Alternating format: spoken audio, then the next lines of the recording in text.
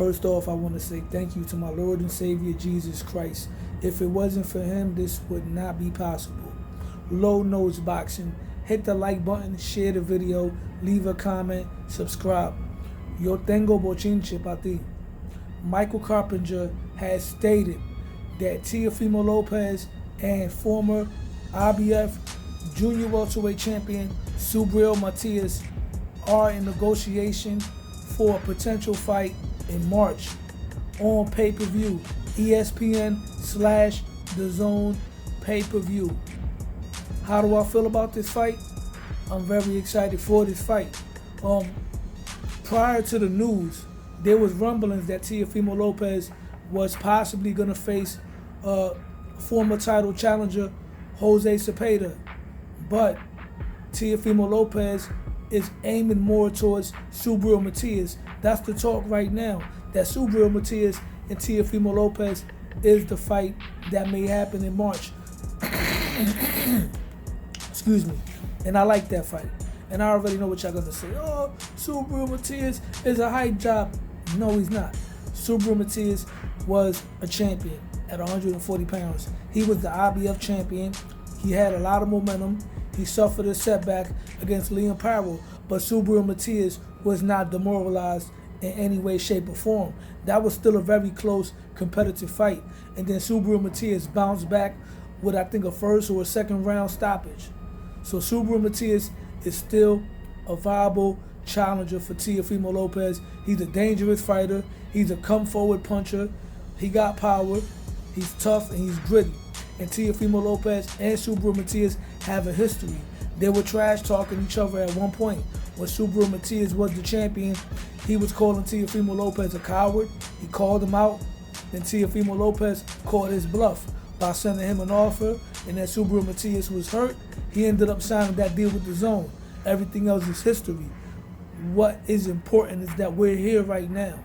Teofimo Lopez has been trying to get big fights. He tried to get Jaron Ennis, tried to get Terrence Crawford, tried to get Devin Haney, tried to get George Kambosos, tried to get Gervonta Davis, tried to get Jose Ramirez. Nobody want to fight Teofimo Lopez. The only one that stepped up to the plate is Richardson Hitchens. Shout out to Richardson Hitchens, the new IBF junior welterweight champion of the world. But nevertheless, Subriel Matias is still a very credible and dangerous opponent for Teofimo Lopez. This is a fight that should be in Madison Square Garden. This is a fight where Subriel Matias has the chance to redeem himself with the Puerto Rican fans, because he did let them down by losing in Puerto Rico. And this is also an opportunity for Teofimo Lopez to reclaim the fan base of the New York Ricans, because the New York Ricans were back in Teofimo Lopez play heavy at one point until he made some outlandish statements about Puerto Rican fighters, right? Me personally, I'm Puerto Rican, yo soy Boricua, but Teofimo Lopez is still my favorite fighter.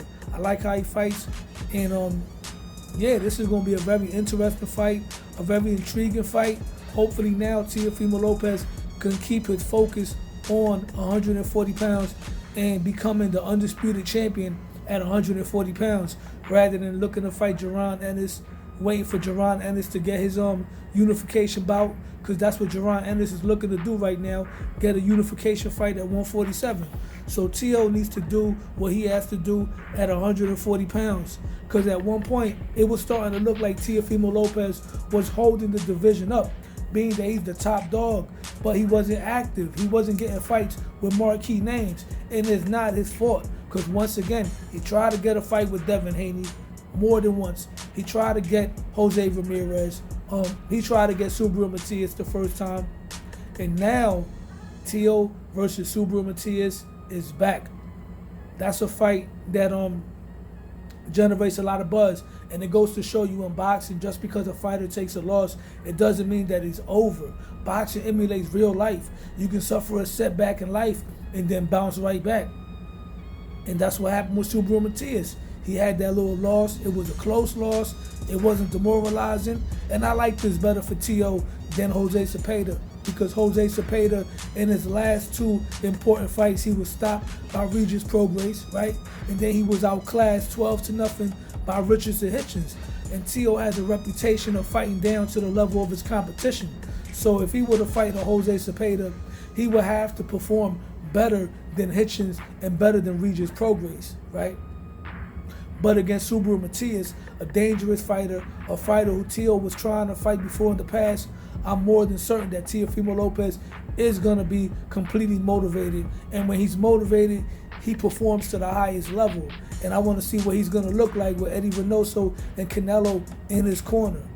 With that being said, hit the like button, share the video, leave a comment, subscribe, Low Nose Boxing, and happy holidays and God bless.